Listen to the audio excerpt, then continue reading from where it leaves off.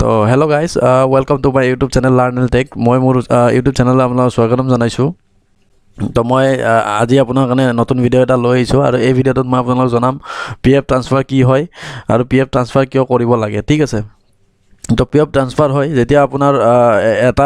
এটা ইউ এনত যেতিয়া আপোনাৰ 4-5টা বা 2-3টা যি হয় আৰু যেইটা কাম আপুনি কৰে যেইটা জব কৰে সেম ইউ এন নম্বৰত যদি আপোনাৰ 2-3টা ছাৰ্ভিচ এড হৈ থাকে আপুনি যিকেইটা কাম এৰি আহিছে সেই কামকেইটা যদি আপুনি পইচাটো উলিয়াব বিচাৰে তো যেতিয়া আপুনি উলিয়াবলগীয়া হয় পইচাটো তেনেহ'লে আপুনি সেই যিটো পইচা হয় যিখিনি পইচা হয় পুৰণা হেৰিৰ সেইখিনি আপুনি ট্ৰান্সফাৰ কৰিব লাগিব আপোনাৰ নতুন ইউ এনত ঠিক আছে মানে যিটো আপুনি বৰ্তমান জব কৰি থাকিব সেই কাৰেণ্ট জবটোত আপুনি আপোনাৰ পইচাখিনি ট্ৰান্সফাৰ কৰি ল'ব লাগিব তেতিয়াহে আপুনি আপোনাৰ পি এফৰ পইচাখিনি উলিয়াব পাৰিব আৰু আজি এই পি এফৰ পইচাখিনি কেনেকৈ উলিয়াব পাৰিব এই বিষয়ে মই আপোনালোকক জনাই দিম তো আমি ইয়াতে চাৰ্চ কৰিব লাগিব প্ৰথমতে ই পি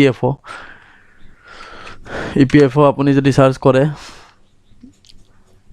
মেম্বাৰ হোম আহি গ'ল ইয়াতে আপুনি যাব গৈ কিনে আপুনি লগ ইন কৰিব আপোনাৰ ইউ এন নম্বৰ আৰু পাছৱৰ্ড দি ইউ এন নম্বৰ আৰু পাছৱৰ্ড দি লগ ইন হৈছে ইয়াতে কেপচা দিব লাগিব যিটো মই চবতকৈ বেয়া পাওঁ এইটো হৈছে চবতকৈ কামোৰ বস্তু এই পৃথিৱীৰ কামোৰ বস্তু এইটো 10বাৰ মানটো ভুলে হয় তথাপিও এতিয়া প্ৰেক্টিছ হৈ গৈছে কৰি তো এইটো মই মোৰ পি এফৰ এইটো লগ ইন কৰি ল'লোঁ ঠিক আছে লগ ইন কৰি ল'লে তাৰ আগতে মই আপোনালোকক জনাওঁ যে যেতিয়াও আপুনি পি এফটো আপোনাৰ ট্ৰান্সফাৰ কৰিব ট্ৰান্সফাৰ কৰাৰ আগতে আপোনাৰ যিটো পি এফ আছিলে যিটো আগৰ আপুনি জব কৰিছিলে সেই জবটো যিটো ডেট অফ এক্সিট বুলি কয় যেনেকৈ আপোনালোকৰ ডেট অফ জইনিং থাকে তেনেকৈ আপোনাৰ ডেট অফ এক্সিটটো আপোনাৰ তাত এড থাকিব লাগিব ঠিক আছে ডেট অফ এক্সিট এড হোৱাৰ পিছতে আপুনি আপোনাৰ গোটেইখিনি পইচা পি এফৰ পইচা নতুন যিটো ছাৰ্ভিচ থাকে তাত আপুনি ট্ৰান্সফাৰ কৰিব পাৰিব আৰু উলিয়াব পাৰিব তো ডেট অফ এক্সিট যেতিয়া আপুনি কামটো এৰাৰ 2 মান্থ পিছতহে আপুনি আপোনাৰ ডেট অফ এক্সিটটো এড কৰিব পাৰিব আৰু বৰ্তমানটো ডেট অফ এক্সিটটো আপোনালোকে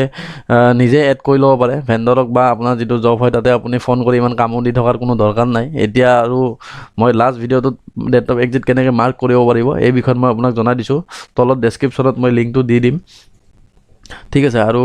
তাৰ আগতে কওঁ যে যদি মোৰ ভিডিঅ'ৰ পৰা আপোনালোকে কিবা জানিব পাৰে তো নিজেও শিকক আৰু বেলেগকো শিকাওক ঠিক আছে এইটো কাৰণে চেনেলটোৰ নাম মোৰ লাৰ্ণ এণ্ড টিচ তো মই এতিয়া আপোনাক কৈ আছোঁ কেনেকৈ কৰিব আপুনি যাব লাগিব অনলাইন ছাৰ্ভিচত যোৱাৰ পিছত ইয়াতে 1 member 1 E P F O' account বুলি আছে ঠিক আছে 1 ই পি এফ একাউণ্ট তো তলত যেতিয়া যাব তেতিয়া আপুনি এই অপশ্যনখিনি দেখা পাব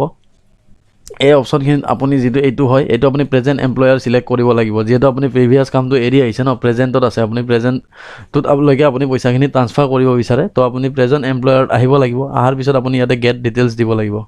ঠিক আছে গেট ডিটেইলছ দিয়াৰ পিছত ইয়াতে আপুনি ক্লিক কৰিব ক্লিক কৰিলে আপুনি ইয়াতে আপোনাৰ যিটো ভেণ্ডৰ হয় আপুনি গম পায়ে যাব কোনটো ভেণ্ডৰ আছিলে মোৰ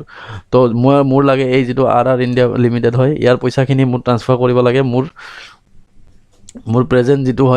যিটো মোৰ পি এফ হয় তাত মই এইটো ট্ৰান্সফাৰ কৰিব লাগিব ঠিক আছে এইটো হয় ছেম ইউ এনত যেতিয়া 2-3টা ছাৰ্ভিচ থাকে মানে আপুনি যেতিয়া আপুনি জব কৰে ফোন নম্বৰটো আপোনাৰ অবভিয়াছলি আপোনাৰ অফিচিয়েল নম্বৰটো ছেমে থাকিব আৰু অফিচিয়েল নম্বৰটো যেতিয়া ছেম থাকে এটা ইউ এনত আপোনাৰ 2-3টা জব এড হৈ যায় তেতিয়া আপুনি এইটো কৰিব লাগিব যেনেকৈ এইটো চাওক এইটো date of exit date of joining গোটেইখিনি বস্তু এড আছে ঠিক আছে এইখিনি বস্তু চাব এইখিনি বস্তু এড থাকিব লাগিব তেতিয়াহে আপোনাৰ হ'ব নহ'লেতো নাহিবই বাৰু ইয়াতে এই অপশ্যনখিনিতে আপোনাৰ এইখিনি নাহিব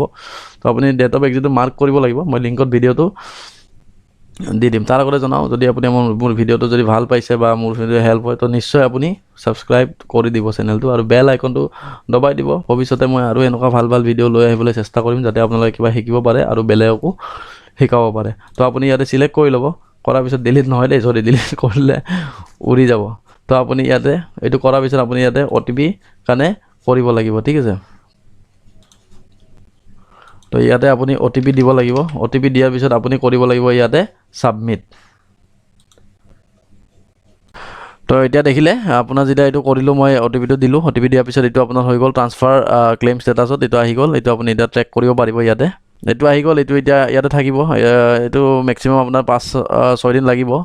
তাৰপিছত মই আকৌ এটা আপোনালোকক ভিডিঅ' বনাই দিম ট্ৰান্সফাৰ হোৱাৰ পিছত কেনেকুৱা হয় বা আপুনি ইয়াতে ট্ৰেক ক্লেইম ষ্টেটাছত গৈ কিনে আপুনি ইয়াতে চাই থাকিব পাৰিব চাওক